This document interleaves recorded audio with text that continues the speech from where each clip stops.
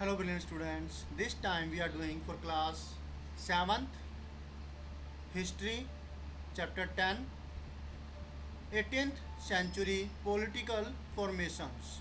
जो 18th century के अंदर नए पॉलिटिकल ग्रुप्स आए, जो नए राजनीतिक गठन हुए, उनके बारे में ये चैप्टर है। आपने देखा था कि ये मैप 1 और मैप 2 के अंदर क्या क्या बदलाव आए हैं। इसके अंदर नए राजा बने और जो नए राजा बने उन्होंने अपने एरिया को बदला, बढ़ाया। कुछ ने उनके नाम के अंदर चेंजिंग करी, कुछ नए चीज़ें हुई, उसके बारे में हमने पढ़ा था। अब हम करने जा रहे हैं emergence of new states.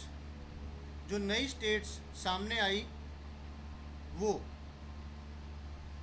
With the decline in the authority of the Mughal emperors, the governors of large provinces, subedars and the great zamindars consolidated their authority in different parts of the subcontinent. जैसे Mughal emperor की जो authority थी उसमें गिरावट आई, क्योंकि वो सही से मुग़ल साम्राज्य को संभाल नहीं पा रहे थे। और फिर उनके जो नवाब थे, जो उनके लोग थे, घराने के लोग थे, इनके बीच में भी लगातार लड़ाइयाँ चल रही थी राजपाट के लिए। तो फिर जो उनके ही जो गवर्नर थे, जो उन्होंने लगाए थे अलग अलग प्रोविंसेस के अंदर, अलग अलग जगहों पर, जो कि थे अलग अलग प्रांतों के जो गवर्नर थे, अलग अलग जो सूबेदार थे, उनके जो अलग अलग एरिया के उन्होंने स्थापित किए थे टैक्स वगैरह कलेक्शन करने के लिए। और जो ग्रेट जमींदार थे, जो भी यही काम करते थे, टैक्स वगैरह कलेक्शन करके उनको प्रोवाइड करते थे, उनको देते थे। वो अपनी अपनी अथॉरिटी को बढ़ाने लगे, अपनी अपनी अथॉरिटी को मजबूत करने लगे अपने अपने पार्ट्स के अंदर, जो कि सब कॉन्टिनेंट के हिस्से थे, भारत के उस हिस्से के अंदर जहाँ पर कि मुग़ल साम्राज्य स्थापित थे वहाँ पर। Through the 18th century, the Mughal Empire gradually fragmented into a number of independent regional states. 18th century के अंदर क्या हो रहा था, जो मुग़ल एम्पायर है लगातार टुकड़ों में बट रहा था। बहुत सारी आज़ाद जगहों के अंदर आज़ाद राज्य में कन्वर्ट हो रहा था वो। वहीं की जो स्टेट्स है वो अपने आप को आज़ाद घोषित कर रही थी। Broadly speaking, the states of the 18th century can be divided into 3 overlapping groups. अगर हम ये बात कहें कि जो 18th सेंचुरी के अंदर जो स्टेट्स थी उनको डिवाइड किया गया था 3 हिस्सों के अंदर। पहला हिस्सा था states that were old Mughal provinces like Awadh. वो स्टेट्स थी जो कि मुग़ल एम्परर्स, जो मुग़ल बहुत पुराने से लगातार जो कि वफादार रही थी मुग़लों की, वो जैसे कि अवध, बंगाल और Hyderabad. Although extremely powerful and quite independent, the rulers of these states did not break their formal ties with the Mughal emperor. जबकि वो ये जो अवध है, बंगाल है, हैदराबाद है, बहुत ताकतवर जगह थी, स्टेट्स थी। इसके बाद भी इन्होंने क्या किया, ये इंडिपेंडेंट तो थी उस वक्त, लगभग इंडिपेंडेंट ही थी, क्योंकि ये मुग़ल अथॉरिटी की जो बातें हैं, जो उनके रूल्स है, रेगुलेशंस है, उसको ज़्यादातर नहीं फॉलो कर रहे थे। इसके बावजूद वो उनके साथ उन्होंने अपने रिश्तों को नहीं तोड़ा। जो उनकी जो फॉर्मल टाइज थी, जो उनकी औपचारिक संबंध थे मुग़ल एम्परर के साथ, उन्होंने उनको नहीं तोड़ा। सेकंड पे आता है states that had enjoyed considerable independence under the Mughals as watan jagirs. ये वो स्टेट्स थी जो कि मुग़ल राज्य के अंदर भी लगातार इंडिपेंडेंस की जो खुशी होती है, इंडिपेंडेंस जो होती है, जो आज़ादी है, उसको वो एंजॉय कर रहे थे। और जो वो थी वतन जागीर्स, right. These included several Rajput principalities. और इस तरह की जो वतन जागीर थे वो वाली जागीर थी, वो वाली जगह थी जहाँ पर राजपूत रियासतें थी, राजपूत राज कर रहे थे, राइट। उसी समय से मुग़ल काल के अंदर शुरुआत से ही। फिर थर्ड चीज़ जो आई वो है the last group included states under the control of Marathas, Sikh and other like the Jats. उसके बाद जो और स्टेट्स है वो है जो कि मराठों के, सिखों के और जो दूसरे जो जाट लोग हैं उनके अंडर में थी। These were the differing sizes and had seized their independence from the Mughals after a long drawn armed struggle। ये वो अलग अलग साइज़ों की स्टेट्स थी, जगह थी जो कि छीन ली गई थी आज़ादी के लिए, जिन्होंने अपनी आज़ादी को छीन लिया था मुग़लों से। यानी कि वो मुग़लों के अंडर में रहना नहीं चाहते थे। उन्होंने मुग़लों के साथ लगातार लंबे लंबे जो लड़ाइयों के बाद लंबी लंबी लड़ाइयाँ लड़ी, उन्होंने आर्म स्ट्रगल किया, हथियारों के साथ लड़ाई लड़ी और उन्होंने अपनी आज़ादी मुग़लों से छीन ली। तो ये टोटल 3 फिर इस तरीके से स्टेट्स हुई, 3 तरह की स्टेट्स हुई जिन्होंने मुग़लों से आज़ादी पा ली। अब पहले है ये द ओल्ड मुग़ल प्रोविंसेस, जिसके अंदर बंगाल, अवध, हैदराबाद जैसी स्टेट्स आई।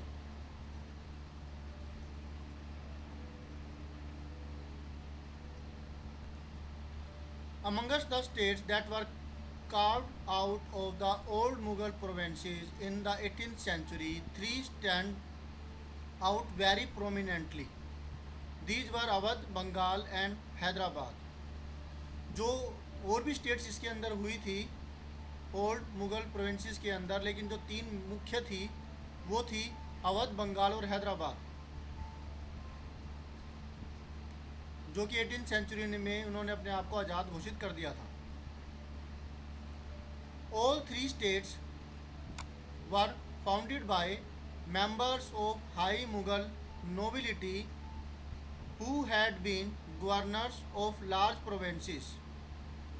जो ये तीनों स्टेट्स थी वो उन मेंबर्स के द्वारा फाउंडेड हुई, स्थापित हुई, जो कि मुग़ल दरबार के अंदर उनके बड़े बड़े हिस्सों के गवर्नर थे, लार्ज प्रांतों के, बड़े प्रांतों के जो गवर्नर रहे हैं वो मेंबर्स थे जिन्होंने ये स्टेट्स स्थापित की। उनके नाम है सादत खान जो कि अवध के अंदर, मुर्शिद कुली खान बंगाल में, आसफ जहाँ हैदराबाद में।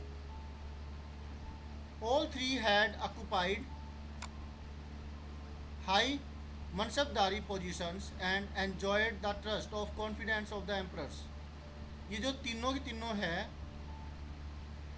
इनकी बड़े बड़े पद थे कोर्ट के अंदर, और ये लगातार जो मुग़ल एम्परर है उनके वफादार रहे हैं, उनके ट्रस्ट, विश्वास को इन्होंने हासिल किया है और उसको एंजॉय भी किया है, जिसकी वजह से इनको कई तरह की सुविधाएं मिली हुई थी।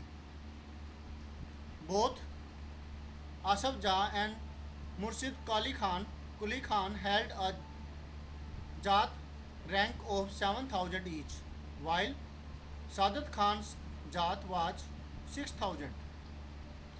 जो आसफ जा थे और मुर्शिद कुली खान था, इन दोनों को 7,000 जात का रैंक मिला होता है। यानी कि इनके पास इतने सिपाही थे, इतने सोल्जर्स इनको प्रोवाइड किए गए थे, राइट। रैंक होता था इनका कि कितना रैंक होगा। जो 7,000 रैंक इनका हो गया दोनों का, उसके बाद सादत खान का रैंक था 6,000। ओके, तो ये इसी हिसाब से इनके जो सोल्जर्स वगैरह जो इनके रख सकते थे, इनको प्रोवाइड किए गए थे, वो ये थे। उसके बाद हैदराबाद, निजामुल असफ जहाँ the founder of Hyderabad state was one of the most powerful members at the court of the Mughal Emperor Farooq Shah। Hyderabad के जो फाउंडर थे, हैदराबाद स्टेट के निजामुल असफ जहाँ ये थे, इन्होंने स्थापना की थी हैदराबाद की। ये बहुत ही पावरफुल मेंबर थे कोर्ट के अंदर, और कोर्ट किसकी थी? वो मुग़ल एम्परर फारूक शियार की कोर्ट के अंदर ये एक बहुत ही ताकतवर मेंबर थे, जिन्होंने हैदराबाद का गठन किया था। नाम निजामुल असफ जहाँ। He was entrusted first with the governorship of Awadh and later given charge of the Deccan। पहले तो इनको अवध की गवर्नरशिप मिली थी, अवध इनको मिल गया था, जिन पर वो राज करेंगे और वहाँ से टैक्स इकट्ठा कर सकते थे। उसके बाद इनकी वफादारी को देख करके, इनके काम को देख करके इनको दक्कन का एरिया भी मिल गया, साउथ का। As the Mughal governor of the Deccan provinces, Asaf Jah already had full control over its political and financial administration. क्योंकि मुगल जो गवर्नर थे ये निजामुल असफ जहाँ, दक्कन के प्रांतों का इन पर इनका पूरा अधिकार था, पूरा कंट्रोल था, पॉलिटिकल भी और पैसों संबंधी फाइनेंशियल भी। तो इस चीज़ का फ़ायदा उन्होंने पूरी तरह से उठाया। Taking advantage of turmoil in the Deccan and the competition amongst the court nobility, he gathered power in his hands and became the actual ruler of that region. जो उस वक्त उथल पुथल चल रही थी दक्कन के अंदर, और जो कंपटीशन चल रहा था राजपाट के लिए, शासन के लिए मुग़लों के अंदर, इन दोनों का फ़ायदा उठा करके उन्होंने अपनी पावर को इकट्ठा किया अपने हाथों में, और वो इस रीजन के एक्चुअल रूलर बन गए। राइट। आसफ जहाँ brought skilled soldiers and administrators from northern India who welcomed the new opportunities in the south। Asaf जहाँ ने क्या किया? अब अपने राजपाट को चलाने के लिए इनको सोल्जर्स की ज़रूरत थी और काम काज को देखने के लिए एडमिनिस्ट्रेटर की ज़रूरत थी। तो ये दोनों चीज़ें वो लेकर के आए नॉर्थ इंडिया से, जिन्होंने साउथ के अंदर आना बहुत अच्छे से पसंद किया, क्योंकि उनको लगता था कि यहाँ पे अच्छी अपॉर्चुनिटीज़ है उनके लिए। Okay, he appointed mansabdars and granted jagirs. इन्होंने मनसबदार्स अपॉइंट किए जो कि कलेक्शन करेंगे रेवेन्यू को किसानों से, और इन्होंने जागीर्स ग्रांट की। Although he was still a servant of the Mughal emperor, he ruled quite independently without seeking any direction from Delhi or facing any interference। जबकि वो अभी भी मुग़लों के अधीन थे, सर्वेंट थे, नौकर थे मुग़लों के, मुग़ल एम्परर के, लेकिन उसके बाद भी इन्होंने शासन किया एक आज़ाद राजा की तरह। इन्होंने दिल्ली की तरफ से कोई भी डायरेक्शन को फॉलो नहीं किया और कोई भी उनका इंटरफेरेंस भी नहीं होने दिया। मुग़ल एम्परर पहले से ही क्या करते थे, जो ये डिसीजन लेते थे उनको मान लेते थे। उनको शायद ये लगता होगा कि ये अपना काम अच्छे से कर रहे हैं, हमें इसमें दखल अंदाजी करने की ज़रूरत नहीं है, हमें जितना मिलना चाहिए वो मिल रहा है हमें, तब करके। Okay.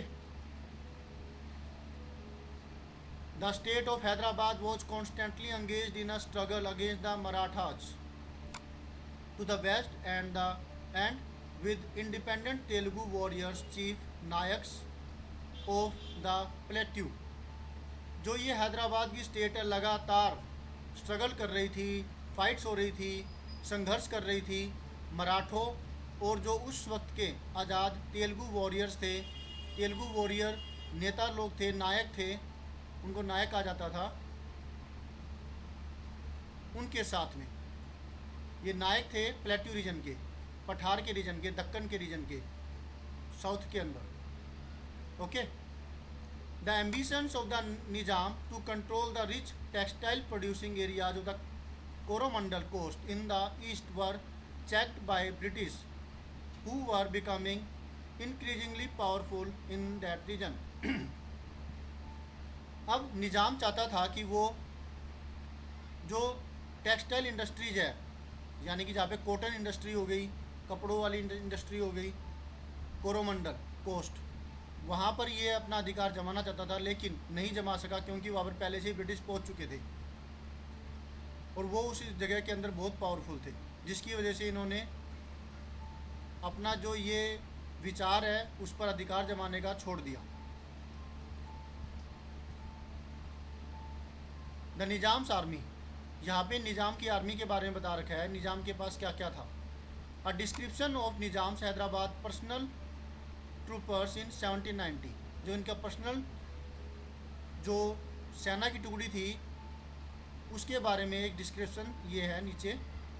The Nizam has a सवारी of 400 elephants, several thousands of horsemen near his person, who receive upwards 100 rupees nominal pay and are extremely well mounted and richly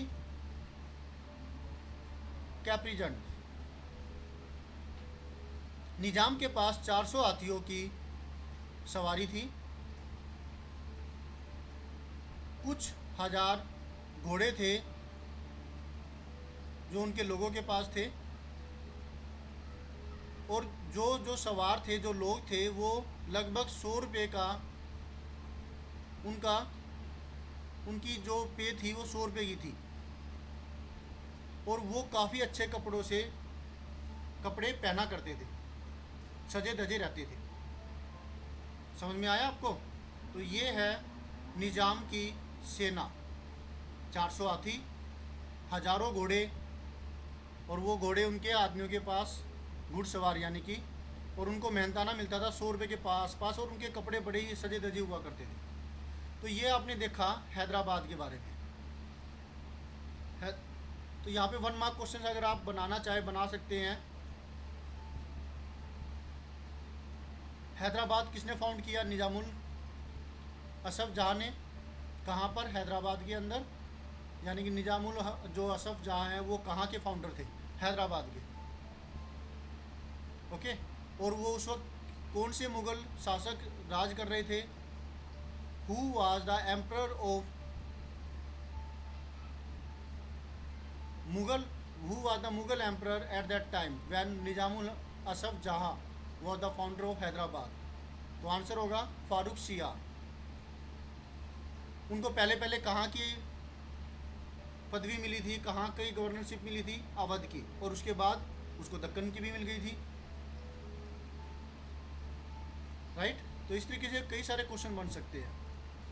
अब उनके पास पैसे थे, लोग थे, पॉलिटिकल पावर थी, दक्कन की जो प्रांत है वो भी इनके पास में थे। इन सब का फ़ायदा उठा करके वो, और जो उस वक्त मुग़ल एम्परर्स के बीच में फ़ाइट चल रही थी, लोगों के बीच में फ़ाइट चल रही थी, दक्कन में जो फ़ाइट चल रही थी, उन सब का फ़ायदा उठा कर इन्होंने अपनी पावर का इस्तेमाल करके वहाँ के ये एक छत्र राजा बन गए, एक राजा बन गए वहाँ के। राइट? और इन्होंने क्या किया? असफ जहाँ ने सोल्जर्स और जो एडमिनिस्ट्रेटर्स है, जो उनका राजपाट चलाएंगे, वो सारे नॉर्थ इंडिया से लेकर के आए। और नॉर्थ इंडिया से लाने का मतलब ये था, और वो भी यहाँ पर आ गए, इसलिए आए कि उनको यहाँ पर अपॉर्चुनिटी अच्छी लगी। और हो सकता है कि वो वहाँ से इसलिए लेकर के आए हो कि उनको यहाँ के लोगों पर विश्वास नहीं था, उनको लगा कि वो अच्छे से एडमिनिस्ट्रेशन कर सकते हैं, उनके लिए ज़्यादा वफादार रहेंगे। राइट? अब एक वो सर्वेंट तो थे, सर्वेंट होने के बाद भी उन्होंने जो मुग़ल जो राजपाट है उसकी ज़्यादा उन्होंने ध्यान नहीं दिया, उनकी ज़्यादा बातों को उन्होंने अपने जो राजपाट में शामिल नहीं किया, जबकि वो वहाँ के सर्वेंट ही थे। और मुग़ल एम्परर भी उनके काम काज में कोई दखल अंदाजी नहीं करते थे, ये सोच करके वो अपना काम अच्छे से कर रहे हैं, राइट। अब वो लगातार मराठों के साथ में और जो वहाँ के तेलुगु वॉरियर्स थे उनके साथ में लड़ाइयाँ उनकी चल रही थी, और उनका उनका सपना था कि वो कोरोमंडल राज पर अपना अधिकार जमाएं, लेकिन वो ऐसा नहीं कर पाए क्योंकि ब्रिटिश राज वहाँ पर उस वक्त पहले से ही अपना काम कर रहा था, और ब्रिटिश उस वक्त बहुत पावरफुल थे, उनके पास नए नए हथियार थे, और वो इनसे पंगे सॉरी वो इनके साथ किसी भी तरह की कोई उनको छेड़ना नहीं चाहते थे, राइट। ये थोड़ी देसी भाषा में आ गया, पंगे नहीं लेना चाहते थे उनके साथ में ओके, अब हम आ रहे हैं अवध के ऊपर। ये वीडियो को फिर लेंथी हो गया, तो अवध का करेंगे हम नेक्स्ट वीडियो में। Till then always have a great time, bye.